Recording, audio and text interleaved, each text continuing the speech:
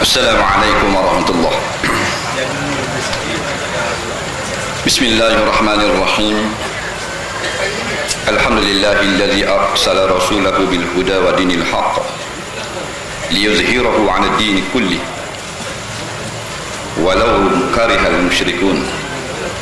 Nahmaduhu wa nasta'inuhu wa nastaghfiruh wa na'udzu bika min shururi anfusina wa min sayyiati a'malina. Man yahdihillahu fala mudilla lahu wa man yudlil fala hadiya lahu. Ashhadu an la ilaha illallah wahdahu la syarika lahu wa anna Muhammadan 'abduhu wa rasuluh. Allahumma shalli wa sallim ala habibina wa syafi'ina wa zukhrina wa maulana wa qudwatina sayyidina Muhammadin wa ala alihi wa sahbihi ajma'in. Amma ba'd.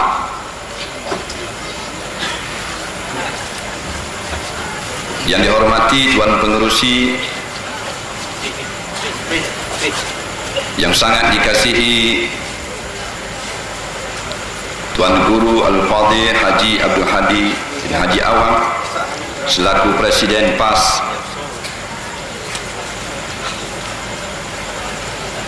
yang dikasihi penceramah yang pertama tadi Dr. Alias, yang telah menunjukkan beberapa keping gambar, para pimpinan muslimin dan muslimat, hadirin dan hadari sekalian. Alhamdulillah, di bawah naungan rahmat Allah Subhanahu wa taala kita duduk dalam satu sesi majlis ceramah yang dianjurkan oleh pemuda PAS Dun Bukit Tunggal, yang bukan ada tujuan yang lain melainkan memberi peringatan kepada semua umat manusia.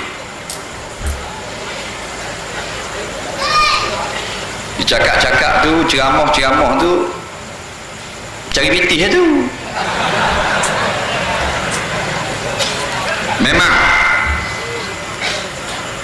perjuangan yang telah diasaskan oleh Rasulullah SAW pada awal-awal Islam adalah perjuangan yang disertai majoritinya oleh orang-orang miskin.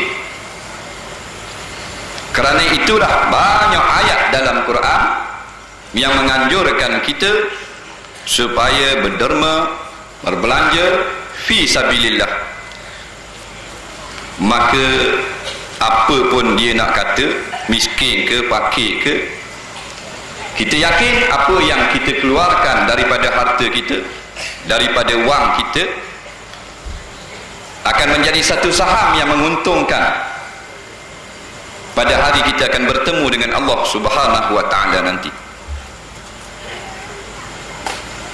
Inilah perjuangan Rasulullah SAW, perjuangan orang-orang susah, perjuangan orang-orang yang ditekan, perjuangan orang fakir miskin.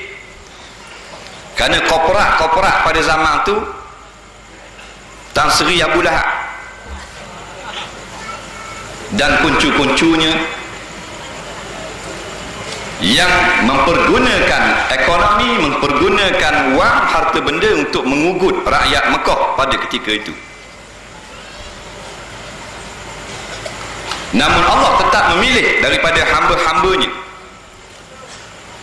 yang benar-benar beriman kepada kuasa Allah Subhanahu wa taala, di mana sejarah telah membuktikan walaupun diugut bukan saja dengan ekonomi, bahkan dengan kematian pun mereka sanggup.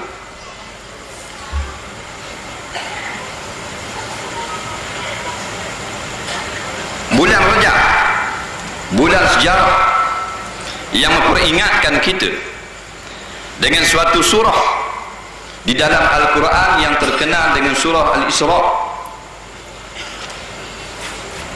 di mana Allah telah berfirman, A'udzu billahi minasyaitonir rajim. Bismillahirrahmanirrahim. Subhanallazi asra bi 'abdihi laila minal masjidil harami ilal masjidil aqsa allazi barakna hawlahu linuriyahu min ayatina innahu huwas samiul basir. Sadaqallahul azim.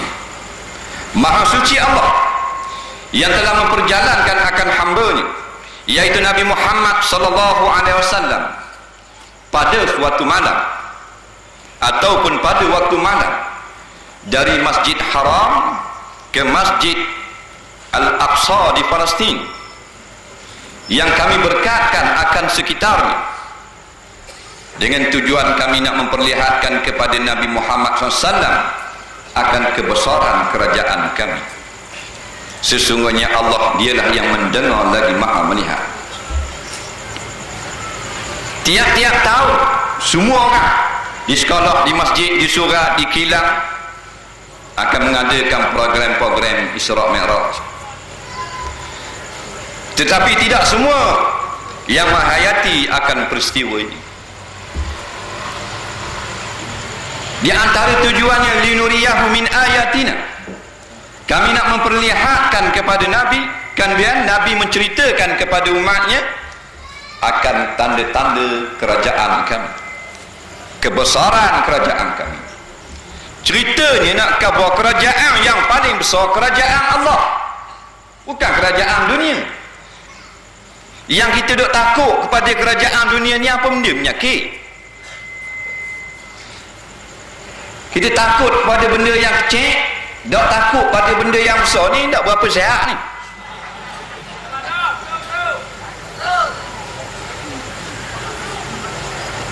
Mukjizat Isra' Mi'raj ini salah satu daripada tanda kekuasaan Allah. Siapa Allah? Malikul Mulk, raja segala raja, kerajaan yang paling agung, yang paling besar, yang mencipta 7 petala langit dan 7 lapis bumi. Kerajaan yang ada atas dunia ni pinjam saja barang yang telah diciptakan oleh Allah, kemudian mengaku hak dia. Kita hak bodoh ni turut juga. Ikan di laut ciptaan Allah. Rimau dalam lautan tu kalau kita kelebek telinga dia tak ada tulis pun made in Jabatan Haiwan ada.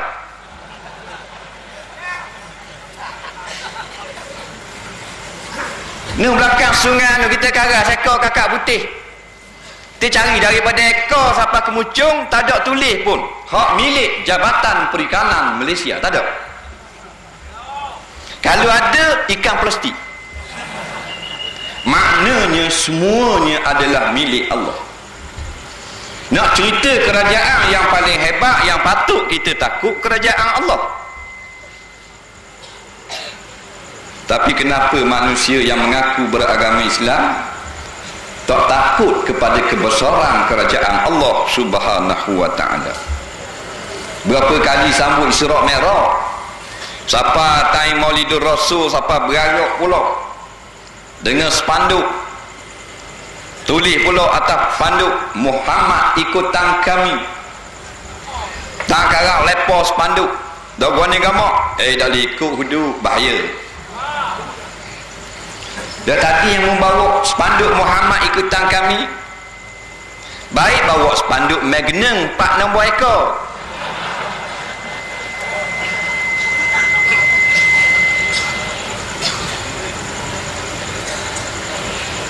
Diperjalankan Nabi kita Muhammad SAW daripada Makkah ke Baitul Maqdis. Orang yang pertama terbang di angkasa Nabi Muhammad sallallahu alaihi wasallam. Angkasawan yang pertama turun daripada langit Nabi Adam alaihi salam. Angkasawan perempuan yang kedua turun daripada langit Siti Hawa alaihi salam. Islamlah yang mengatasi segala-galanya.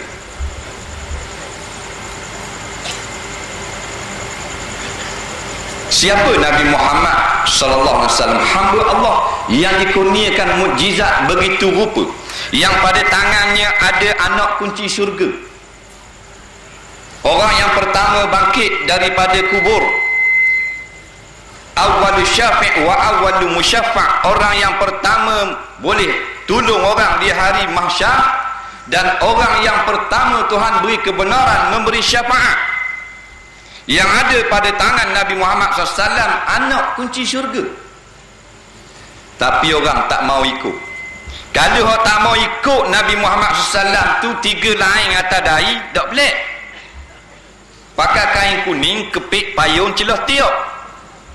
Ataupun orang Majusi tak mau ikut Nabi, orang Yahudi tak mau ikut hudud, tak pelik. Orang Islam tu imam. Kita kata tu imam dah. Kalau tak sujud sejadah hari subuh jemaah gua ni, tak boleh, tak baik. Mana boleh? Nabi Ahmad sama ni sujud sejadah subuh jemaah. Ada buat kerja gitu.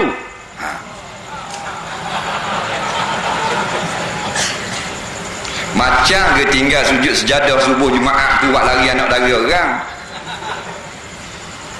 Tapi bila kita kata dah ni, di hadapan kita ada 2 golongan. Hak mana segak nak sokong? Tok guru ke yang menjanjikan syurga bagi orang yang taat, ataupun pemimpin-pemimpin yang menjanjikan kemajuan, kebendaan, wang ringgit semata-mata. Kena ikut pemimpin lah bawa kemajuan. Tu imam tu kata. Padahal wajib dengan tidak ada khilaf, mesti semua orang yang mengaku beragama Islam tunduk di bawah peraturan Al-Quran dan hadis. Yang kedua inilah yang diwar-warkan oleh ulama-ulama hak duduk tepi siang malam, hak ni lah supaya manusia balik kepada Quran dan hadis. Pemerintah hak ada mengajak manusia diumpankan dengan kemajuan semata-mata. Dalam kes ni Tok Imam Tok Bila masih lagi enggan menolong atau menyebelahi para ulama. Pelik sungguh. Kalau kes sujud sajadah tak boleh tinggal, tak molek, sokong bapak tahu yang kata tidak boleh dijalankan hukum hudud di negara kita kerana tidak sesuai, hak tu dia ikut. Apa benda punya Tok Imam? Ini kita kena mikirlah. Kita sebagai orang Islam, ambil IC tengok Islam, tanya nama Mahmud Muhammad Idris, betul tak? Nama Islam, tetapi peraturan yang dipertahankan peraturan penjajah.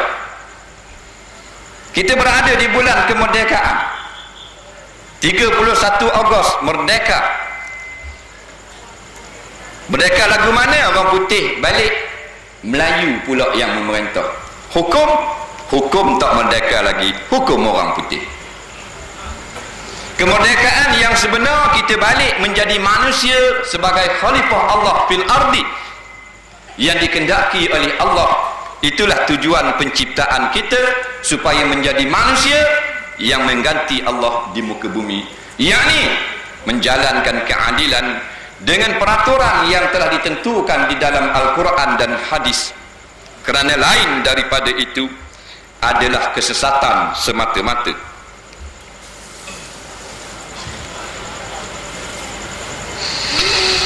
Jalan ada sumbat sikit, jadi ruang sebelah kiri itu minta ruang sebelah kiri. Dia jalan sumbat, minta ruang sikit belah kiri. Belah ni kosong lagi. Boleh. Lambat lagi habis, kita berhenti pukul 4 pagi mana ni.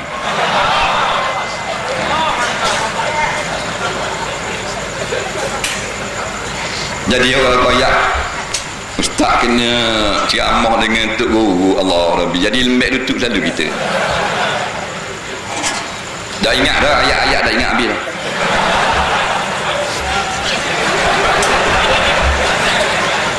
Sungguh bukan awak. Kali pertama saya hadir kuliah Tok Guru Tuan Presiden tahun 1979 di Masjid Rusila. Cek masjid atas pasir. Itu yang pertama. Tahun 2007 ni duduk sepetah dah. Tapi tak apalah, kita sama-sama memberi peringatan kepada manusia tentang hari pertemuan kita dengan Allah nanti. Wazakihum ayyamillah, beri peringatanlah kepada mereka itu dengan hari bertemu dengan Allah Subhanahu wa taala.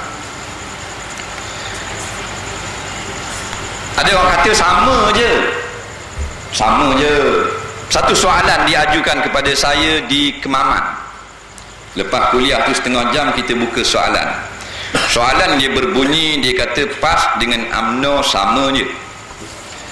Dalilnya UMNO buat pertandingan bola 7 sebelah, PAS pun buat juga.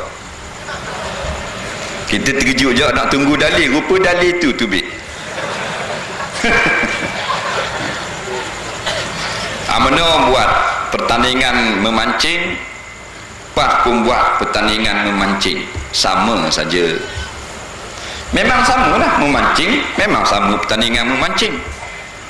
Tak, pertandingan memancing UMNO, lepo mata kain dalam air. Hak PAS buat bukan lepo tarupu. Dalam air juga sama sungguh. Jadi itulah jawapan, memang sama lah. Tandingan bola hak nu tendang bola juga, hak tandingan hak UMNO tadi tendang bola. Siapa kat go tendang dia laju masuklah pukat. Hak PAS buat tendang bola kok. Bukan tendang palu lebih. Jadi dia sama saja ya, memang sama. Jadi maksudnya main sama main lah. Jadi itu bukan alasan. Nampak? Perbezaan kita satu saja, dasar perjuangan.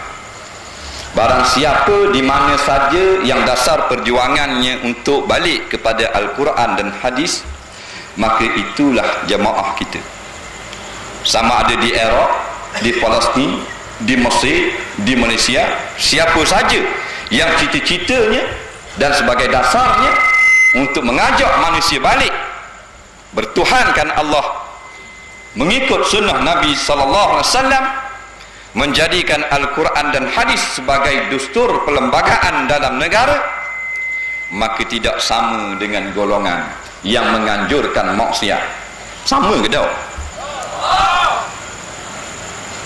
Apa man kana mu'minan kaman kana fasiqa. Tu imam baca subuh Jumaat, apakah sama orang-orang yang beriman dengan orang-orang fasik?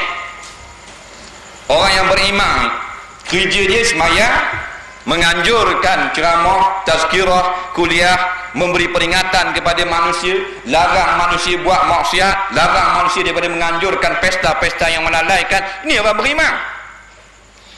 Orang beriman ni orang yang percaya kalau tidak dijalankan Al-Quran dan hadis sebagai peraturan, maka teruk dan buruklah akibatnya di akhirat nanti. Ini orang beriman. Orang fasik tak ada hal. Dengan kepalanya tak tutup, dengan pipi tangan dengan bini orang, lambat tubik kepala baunya gonyos selalu. Peraturan Al-Quran tak boleh ikut. Kalau ikut susah kita, tak maju kita. Ini orang fasik, ini orang jahat. La yastawun. Tu imam juga jawab, la yastawun. Ma'arif li sukung, mari nun belakang. Maknanya tidak sama. Jelas sekarang yang ada di hadapan kita tak sama. Ini yang kita nak beri, nak tunjuk kepada kawan-kawan sahabat handai kita yang masih lagi tidak mempedulikan nasib Islam di negara kita sendiri. Orang nak murtad boleh tahu kan anak kita. Orang menganjurkan majlis-majlis joget apa semua, dia kata lah sogi. Senang je jawab. Dia kira pagi masuk jabat, tak balik, makan cukup, tidur. Mana sebagai tanggungjawab Khalifatullah fil ardi. Sebab tu dipertemukan Nabi Muhammad SAW bila naik ke langit dengan beberapa orang Nabi. Tujuan bukan cerita saja, nak sedap cakap, supaya kita mengingati kisah-kisah para Nabi ini satu demi satu demi satu. Siapa langit yang pertama? Suruh beri salam kepada penjaga langit. Assalamualaikum. Jawabnya malaikat yang jaga langit, waalaikumsalam. Man anta? Siapa kamu? Jawab Jibril, ana Jibril. Man anta ni bahasa Arab lah. Kita terjemah Melayu pasal kita ceramah kampung Melayu ni. Kalau kita ceramah di negeri Arab, baru kita cakap Melayu pasal kita tak erti Arab. Mana man anta, tanya malaikat jaga langit, siapa kamu? Kalau Terengganu lah, kalau orang Ulu, piyamu.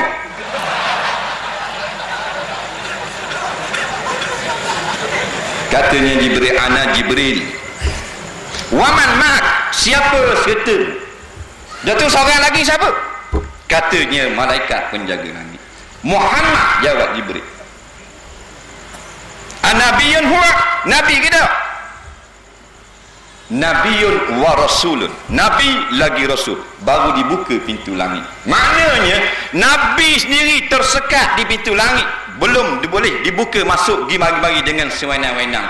Boleh ayo ping kata naik pakatan langit.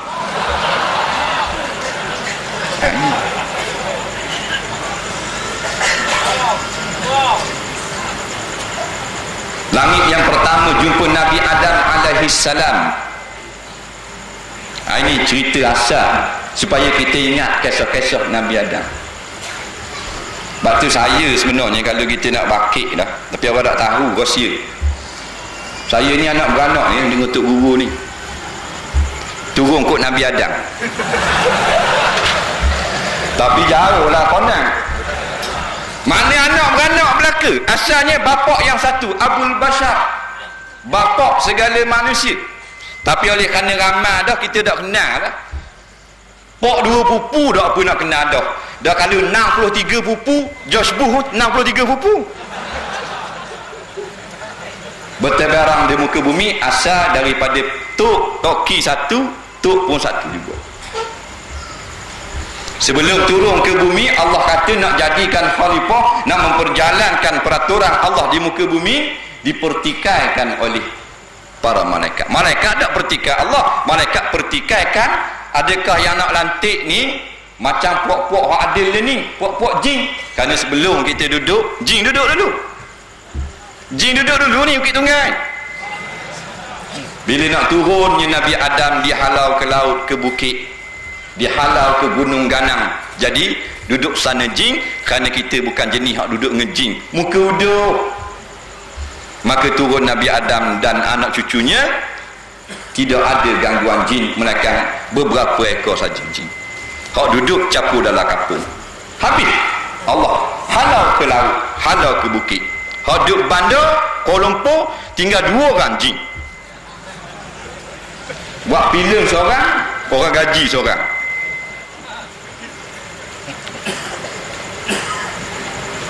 Pasal apa dipertikaikan? Kerana jin sebelum manusia turun telah melakukan tumpah darah dan kemungkaran. Kita tak turun lagi ke bumi, jin buat dah akademi fantasia. Dengan main patah, dengan moyong, dengan rodak, wayang kulit, dikir karut, karaoke jin. Dah boleh jadi lagu ni, ganti manusia kita sekarang, pengganti daripada puak jin. Kita ganti. Tiba-tiba bila kita ganti, jadi macam jin juga.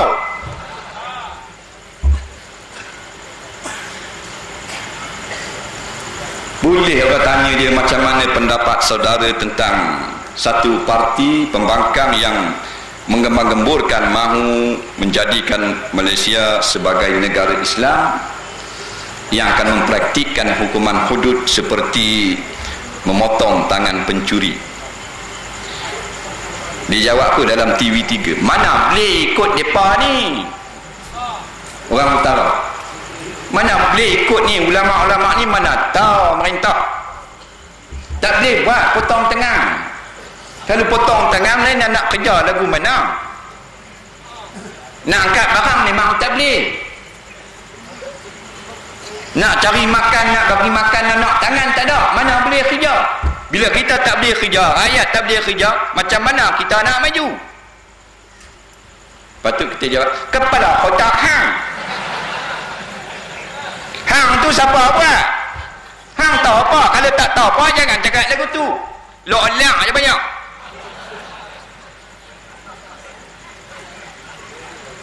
Tadi makan laksa Penang. Nah.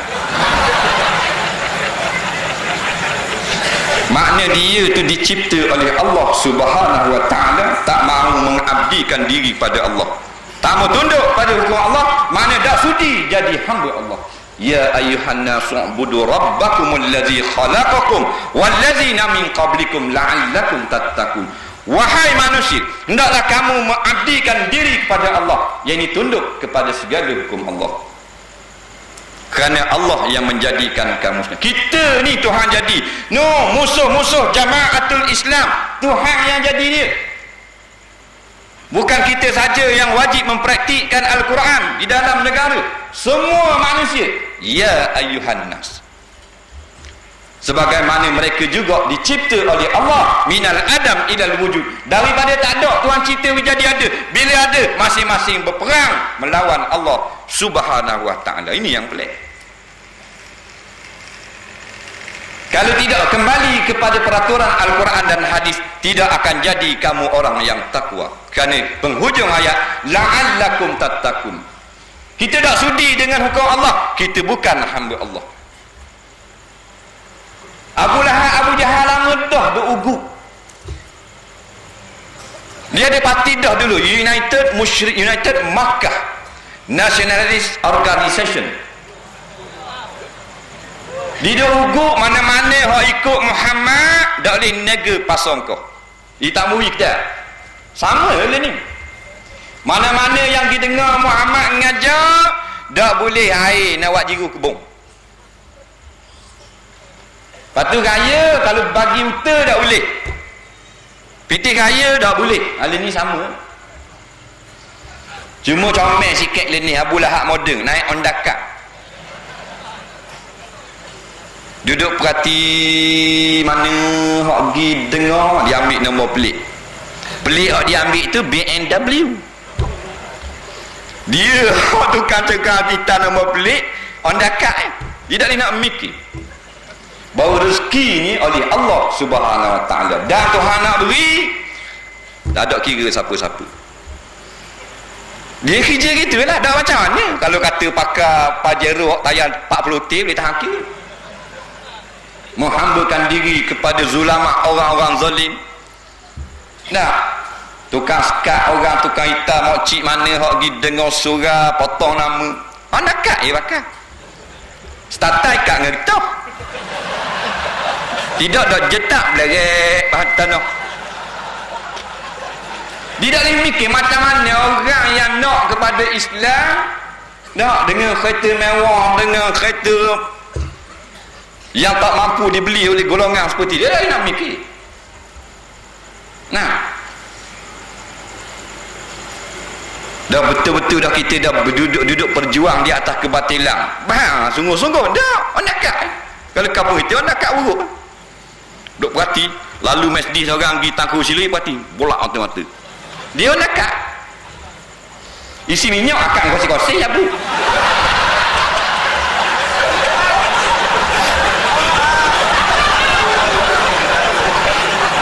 Dah awak tak mau ikut ulama, tak mau ikut Islam sangat, biar puas hati. Dah, maknanya bu, susah sekali dah lah akhirat ni dah. Tak ada nak mikir, kita tengok pelik. Ni. Lebih masa ni. Jadi macam-macam tunjuk. Beberapa orang Nabi jumpa satu langit demi satu langit. Di antaranya Nabi Yahya, Nabi Isa alaihi wassalam, Nabi Yusuf. Maknanya bila nampak Nabi Yusuf, kita umat ambil peringatan. Nabi Yusuf ni perjuangan ni sebagai Nabi kena J. Situ nak cerita ni motif ni. Kena J. Dan kita tak kena J. Nah, pemerintah kita yang ada sekarang taklah siapa gitu semua. Mana berjuang tak takut. Pemimpin yang paling besar pada zaman tu Nabi Yusuf alaihissalam dipenjarakan, duduk dalam jil. Dan kita umat saja, bukan Nabi. Supaya apa yang kita hadapi daripada musuh-musuh kita semua terasa ringan belaka. Itu di antara apa benda ni, hikmah cerita para Nabi dulu-dulu. Bukan sekadar penipu lara. Nabi yang paling cantik Nabi Yusuf. Siapa orang tengok tangan dia macam isak dadah kalau tengok muka dia. Mana khayal. Kawan-kawan Zulaikha ni boleh tengok muka Nabi Yusuf terpotong tangan ni putus habis. Ini Nabi ni orang tak mau ikut gok Nabi. Muka comel gitu. Tengok muka-muka hok lawan ulama.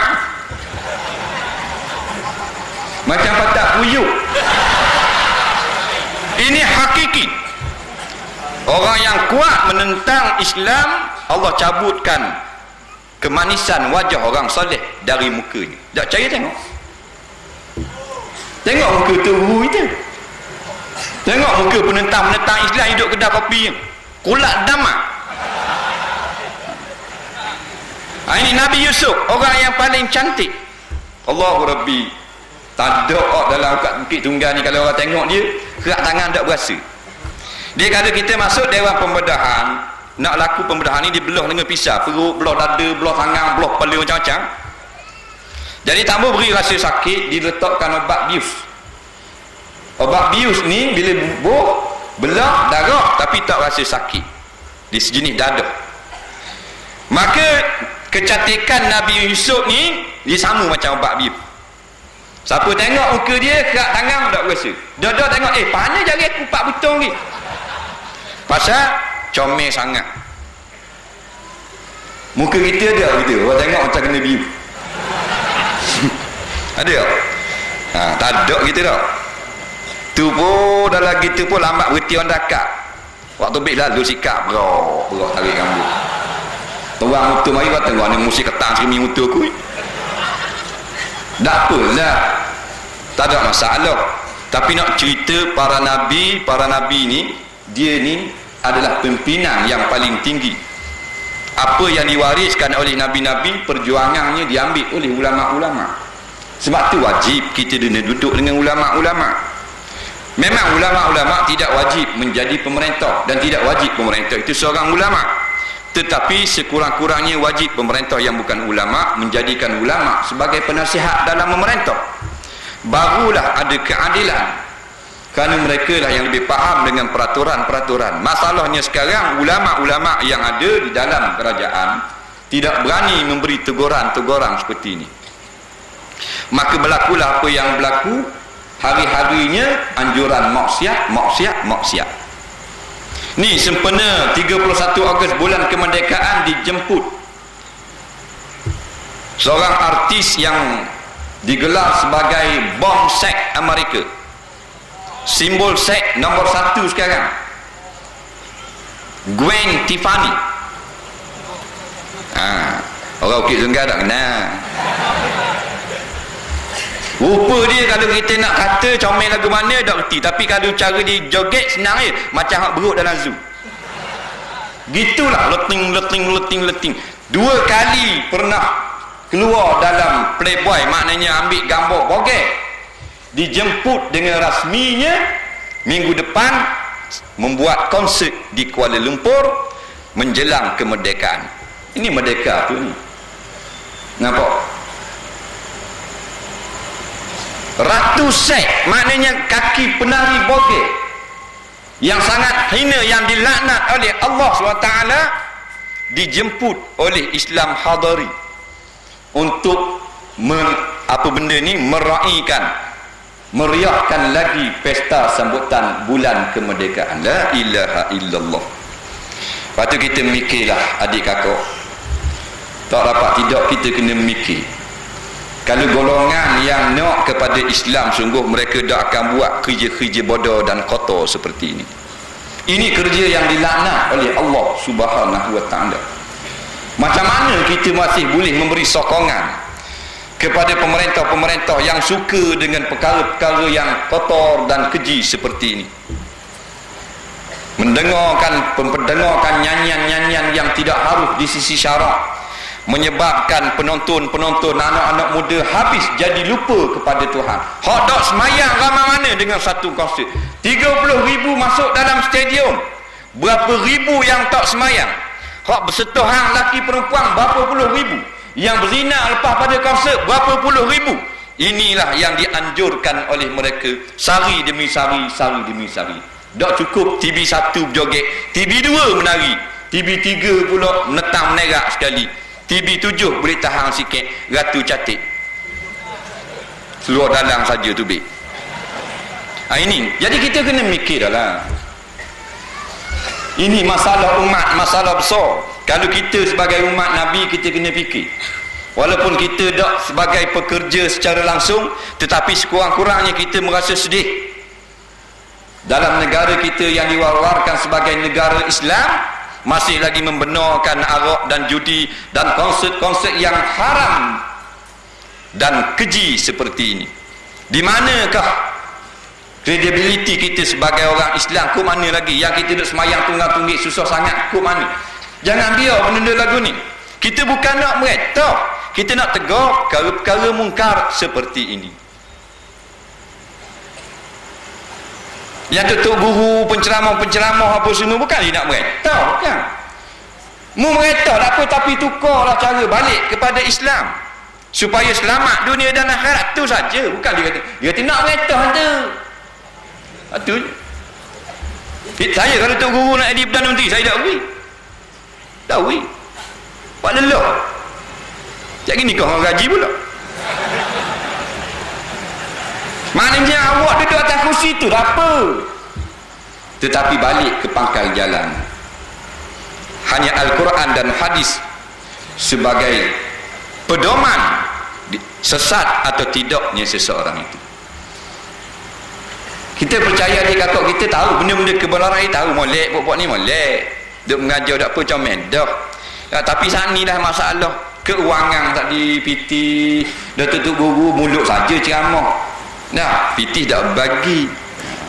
Daripada dulu lagi Nabi Muhammad SAW menyampaikan wahyu Allah, bukan menyampaikan duit. Ulama-ulama tidak bagi duit. Nah, duit dia pula habis. Dia ceramah boleh 340 batu, 200 batu, minyak saja 80. Nah, orang beri duit RM50, minyak 80. Dah bodyguard 3 ekor, 3 pinggang nasi goreng tengah jalan, rugi balik 60. Tak apalah, perjuangan. Orang nyanyi 5,000 selagu, 5,000 selagu. Tu duduk cacang tak joget. Kalau nak joget 6,500. Ini yang berlaku dalam masyarakat. Ini agenda Yahudi dan Nasara, orang Yahudi yang paling bijak. Ini taktik Yahudi. Cara nak memunahkan orang Islam, jadikan anak orang Islam, jadikan orang Islam tak reti hukum hakam agama dia sendiri. Bila tak reti, mereka akan pakat langgar. Bila mereka dah sama-sama langgar hukum, datang ulama-ulama memberi peringatan, tidak akan memberi bekas. Tu sungguh cara nak suruh lari daripada ulama.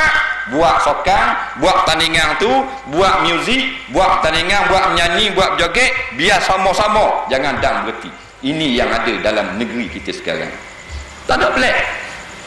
Ada orang duk bunyi sangat.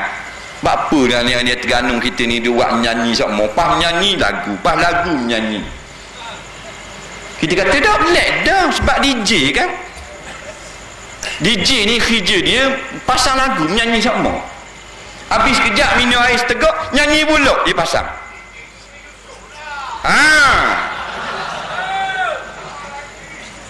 Seorang tu je pandai. Saya dah kata jangan marah aku ye.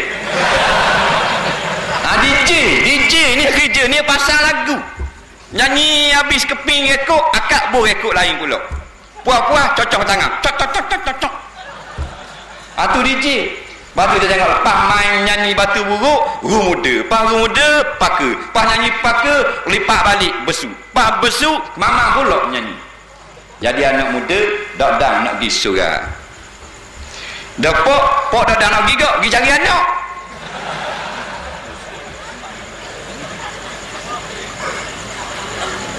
Ini benda hiburan, benda menega ni memanglah mudah. Ini yang menarik manusia, melalaikan manusia. Wa iza ra'au tijaratan aw lahwa faddu ilaiha wa tarakuka qa'ima. Lama cerita lama.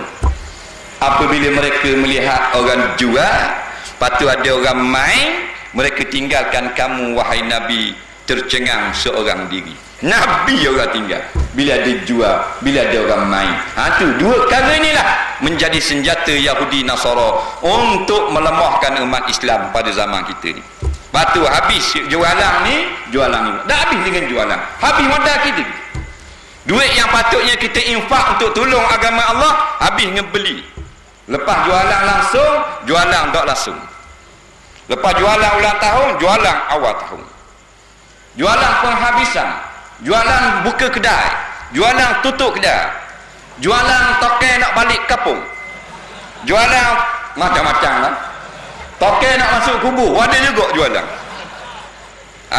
Ini sebenarnya strategi supaya ekonomi kita hanya dam untuk perkara-perkara yang sedikit. Utang dah habis sama. Permainan lepas hiburan hak ni 40 hang 50 hang 50 hang 80 hang 80 hang macam-macam. Hak nyanyi budak kecil, nyanyi orang tua, perekat tuk lagi tu bit perekat tuk pula. Allahu Rabbi, akhirnya tak dah nak dengar apa benda ulama nak khabar kepada kita, apa benda yang kita mesti berwaspada, apa benda taktik-taktik Yahudi Nasara nak melemahkan kita. Dah dengar, duk masuk hiburan sama, akhirnya jadi seperti dadah. Bila jadi macam dadah, tak ada orang boleh berobat, mesti kena ada hiburan sama. Itu tujuan. Betul, kita bila ceramah boleh kutip-kutip derma, tapi bukan motif kita nak cari duit sahaja. Tujuan kita nak beri peringatan. Orang beringat dah, kau beringat lagi. Kesian kepada adik kakak kita yang masih lagi memberi sokongan kepada golongan yang tidak mahu menjadikan Al-Quran sebagai dasar di dalam perlembagaan. Kesian kepada mereka. Kita selalu dengar tutup huduk kata wa man lam yahkum bima anzalallah fa ulaika humul zalimun.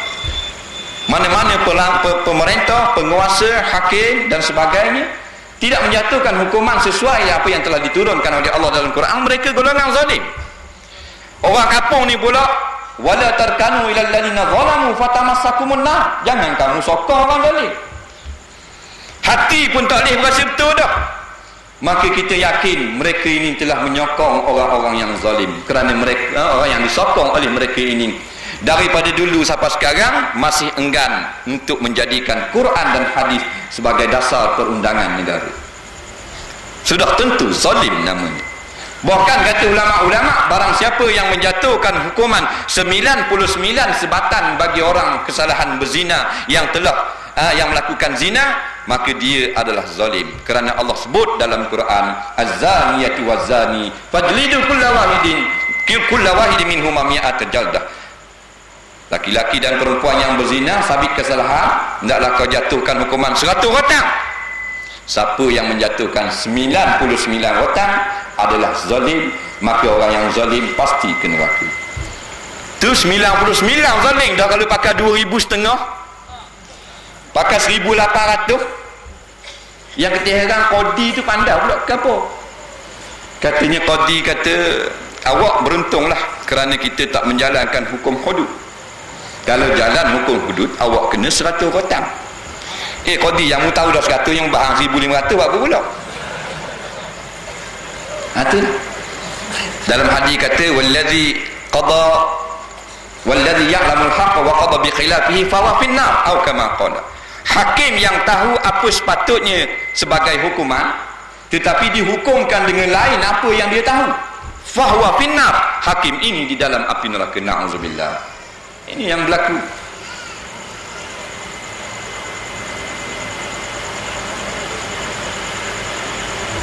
Kemudian dia kata, ada pula dia buat cakap pandai. Dia kata orang yang sokong orang zalim je masuk neraka, orang zalim dah. Apa pandai gitu semua pula. Mana nak menganjingnya dengan ulama-ulama. Pasal tu guru duk kata kan, wala tarkanu ilal ladzina zalam wa tamassakumun nar. Jangan sokong orang zalim, nanti muak suka sokong masuk neraka. Dah orang zalim duduk mana? Masuk surga itu.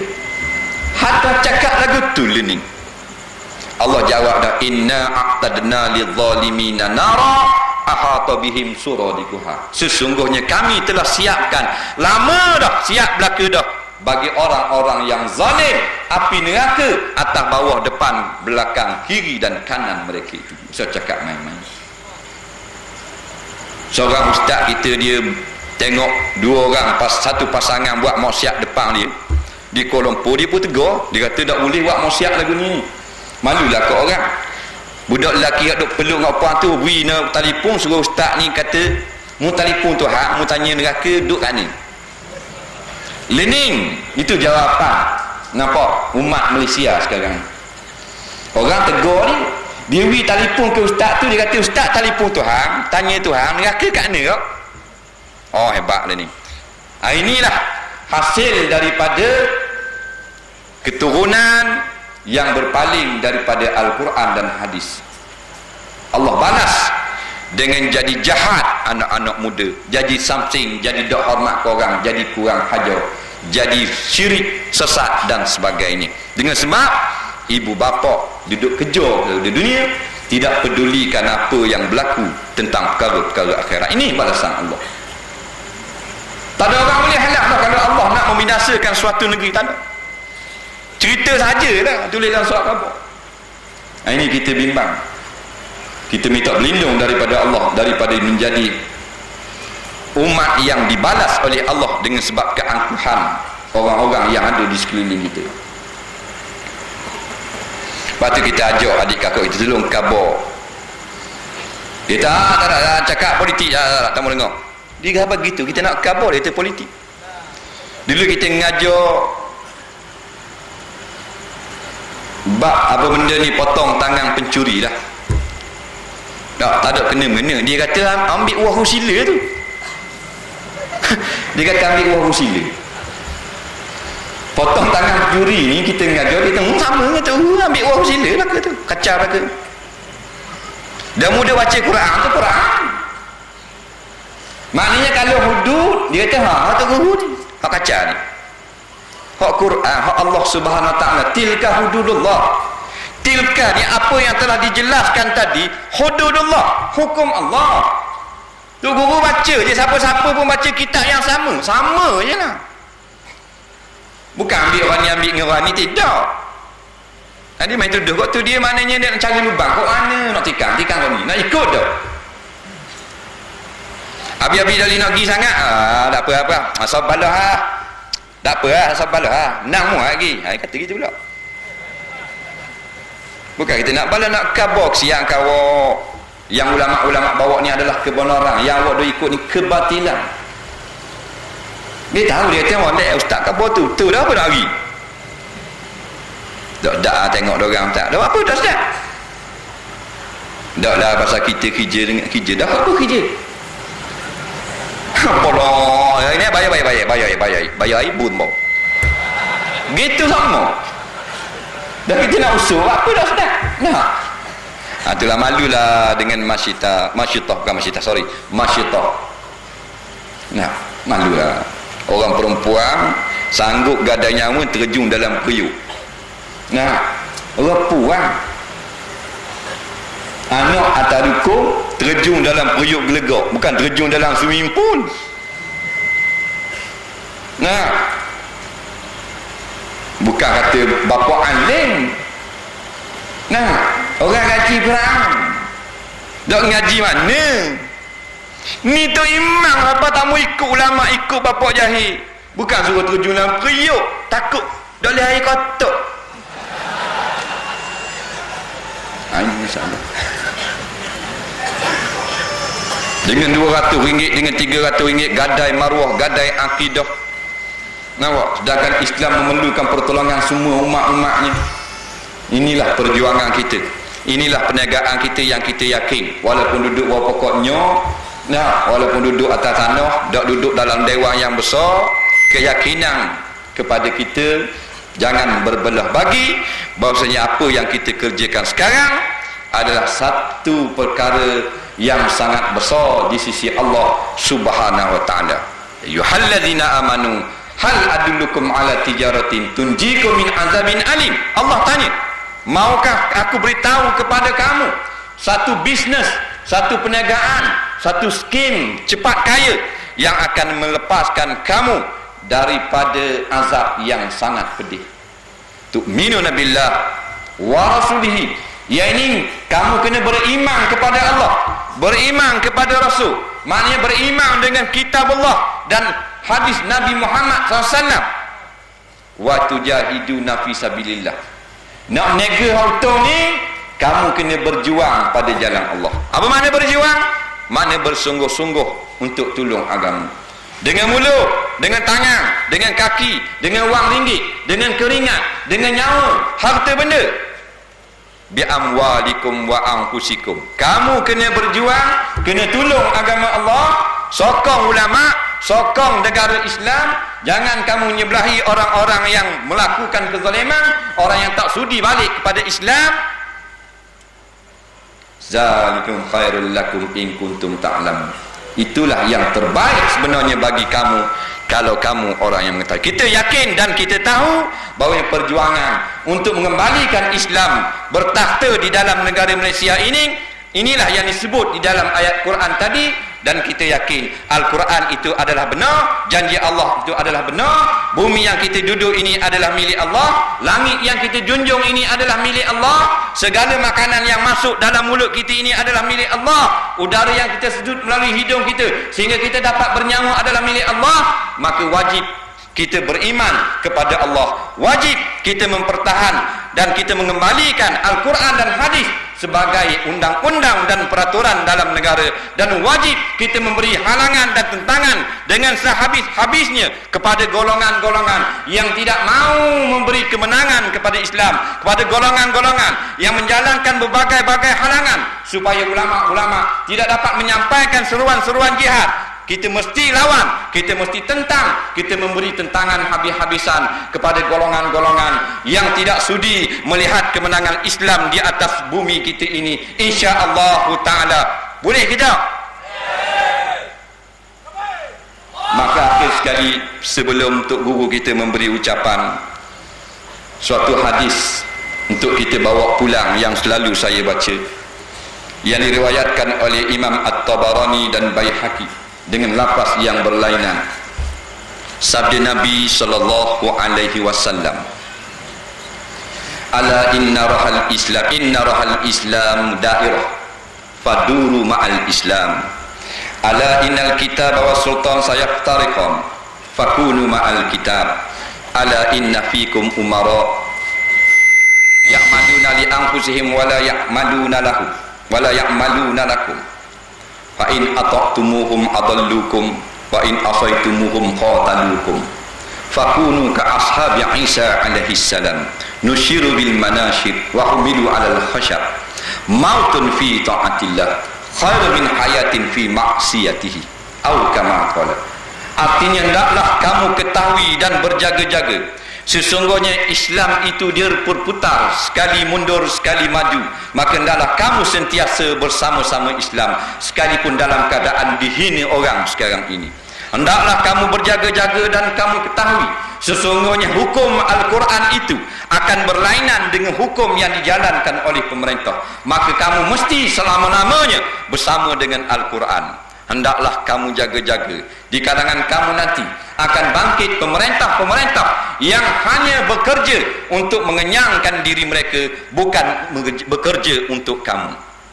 Jikalau kamu taat kepada orang-orang seperti ini, pemerintah-pemerintah seperti ini, pasti mereka akan menyesatkan kamu. Dan jikalau kamu lawan pemerintah yang seperti ini, pasti mereka akan menyusahkan kamu.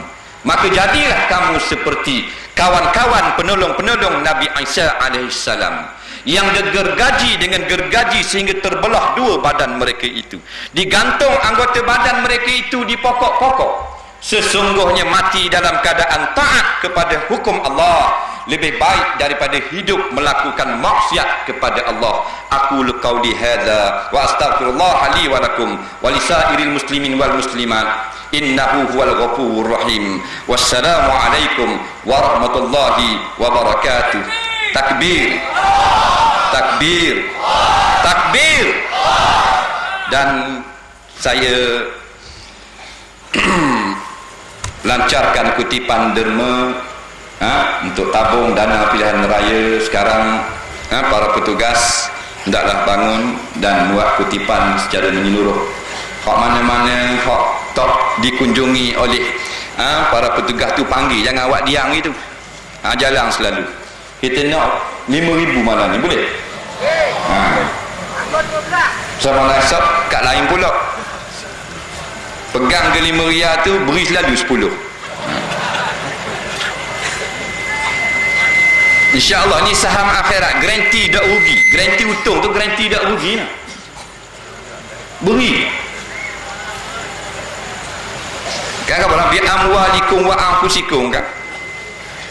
Dengan nyawa berat sikit ni, dengan pitih. Beri dia. Kutip serema, 2 kali kutip orang tulis. InsyaAllah. Sabar, panggil dia. Jangan awak tak nampak gitu. Pergi kutip. Biar tadi kata dorang pun kita malu benda. Sedekah. Niat ke tu nenek-nenek mati dah. Ini perjuangan kita. Mana awak kerah gitu depan. Panggil. Tunggu orang mari panggil. Fastabiqul khairat, berlumba-lumba. Badi jerbat. Tu orang fastabiqu, berlumba-lumba.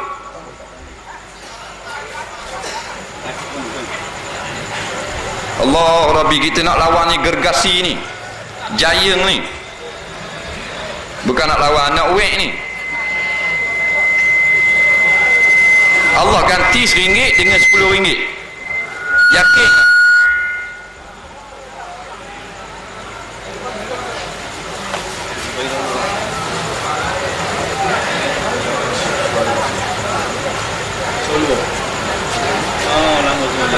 Beri belakang orang ni, orang mari dengar pun beri juga lah.